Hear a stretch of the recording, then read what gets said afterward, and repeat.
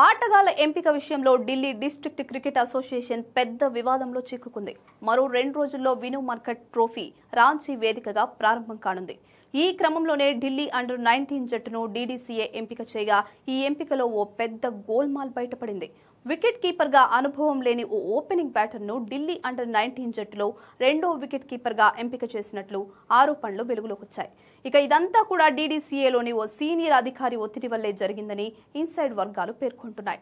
ఒక్కసారిగా ఈ ఎంపిక కారణంగా జట్టు ఎంపిక విషయంలో తీవ్ర విమర్శలు తలెత్తడంతో చివరికి ప్రాబబుల్స్ లో కీలక మార్పులు చేయాల్సి వచ్చింది.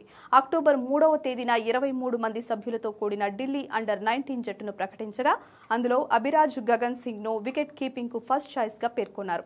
అయితే స్క్వాడ్ లోని 22వ ప్లేయర్ ను second and backup wicket keeper గా ఎంపిక చేశారు. అయితే ఆ స్లాట్ లో అసలు ఇప్పటిదాకా వికెట్ కీపింగ్ చేయని ఆటగాడిని ఎన్నుకున్నట్లు జాతీయ మీడియా పలు కథనాల్లో పేర్కొంది.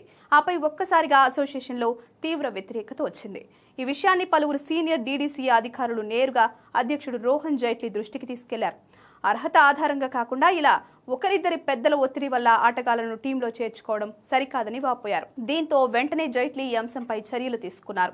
ఆటగాడి స్థానంలో జెన్యూన్ బ్యాకప్ వికెట్ కీపర్ ను ఎంపిక చేయాలని సెలెక్టర్లకు ఆదేశాలిచ్చారు. దీంతో సర్దుబాటు చర్యలు త్వరితగతిన పూర్తవడమే కాకుండా స్క్వాడ్ ఇప్పటికే విను మన్కట్ ట్రోఫీ కోసం రాంచీకి చేరుకుంది. ఇక ఈ ఘటన విషయంలో సెలెక్టర్ల తప్పు లేదని అంతర్గత వర్గాలు తెలిపాయి. బ్యాకప్ వికెట్ కీపర్ కు బదులుగా కీపింగ్ తెలియని ఓపెనింగ్ బ్యాటర్ కు వికెట్ కీపర్ అనే ముద్ర వేసేలా ఓ సీనియర్ డీడీసీఏ అధికారి చేశారని సెలెక్టర్లు ఆరోపించారు.